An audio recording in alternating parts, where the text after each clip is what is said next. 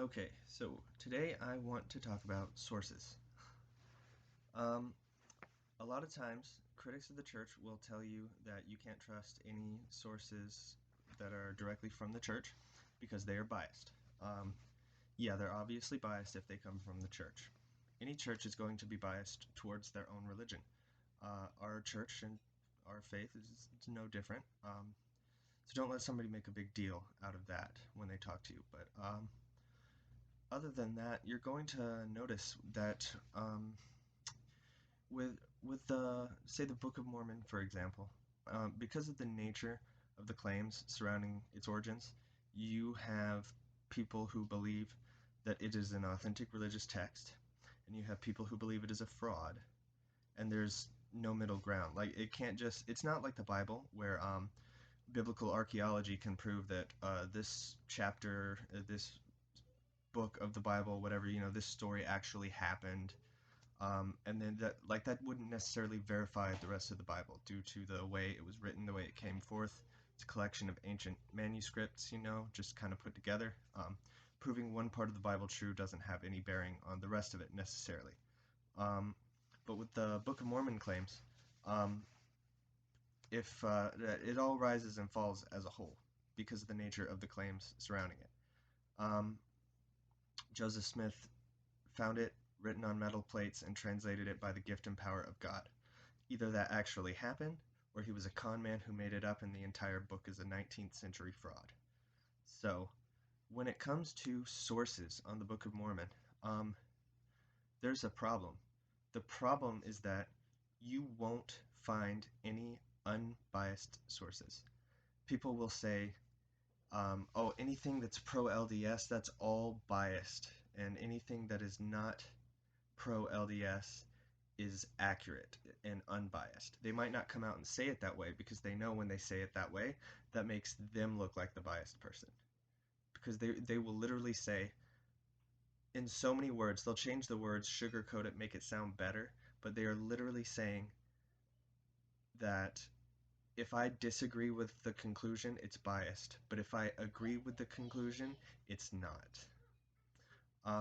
You're not going to find unbiased sources about the Book of Mormon. You're not going to find archaeologists um, who don't have an axe to grind or aren't trying to prove their religion true. It's one or the other.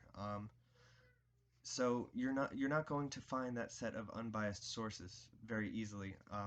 There might be less biased sources than others. Less bias here, more bias there.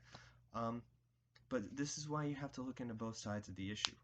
I've frequently come across people who think in this way. I'm of the opinion that you can never know an issue until you have looked into both sides extensively and spent just about equal time on both sides of the issue. You can't just look at a bunch of anti-LDS propaganda and come to a well-rounded conclusion about the faith.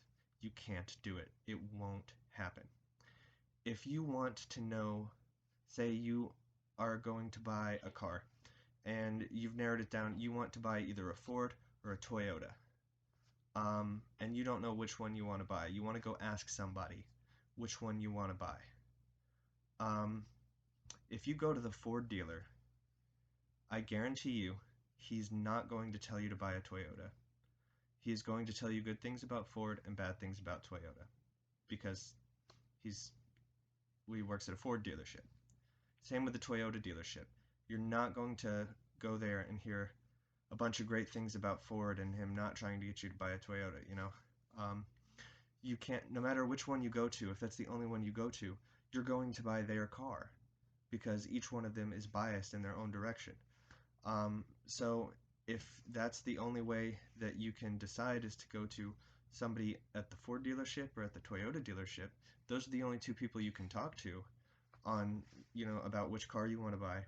You're going to have to talk to both of them and hear the case for Ford made by a Ford person, hear the case for Toyota made by a Toyota person, weigh them in your mind and decide for yourself. That is what you have to do.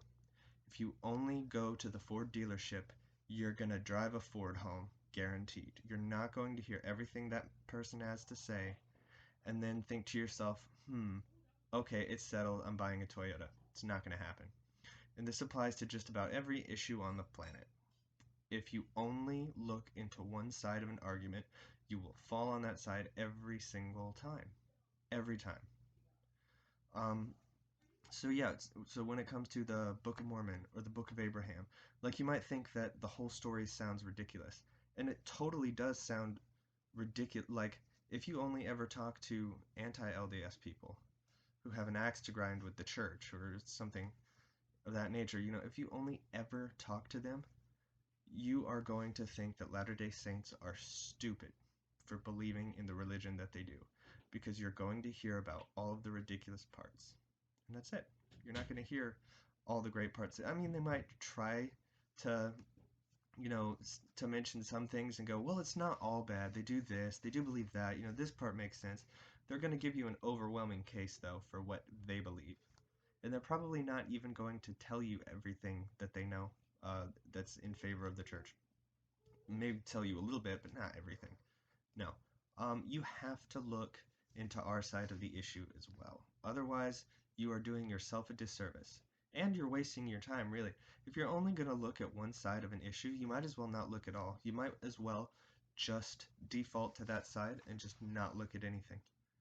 If you're not going to consider our sources, our side of the argument, the things that we have to say, the answers to the criticisms that we have, if you're not going to look at our side like that, there's no point in looking into the other side either.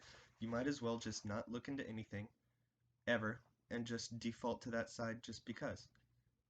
It's the same thing, really. You're wasting time. You're wasting time doing any research at all.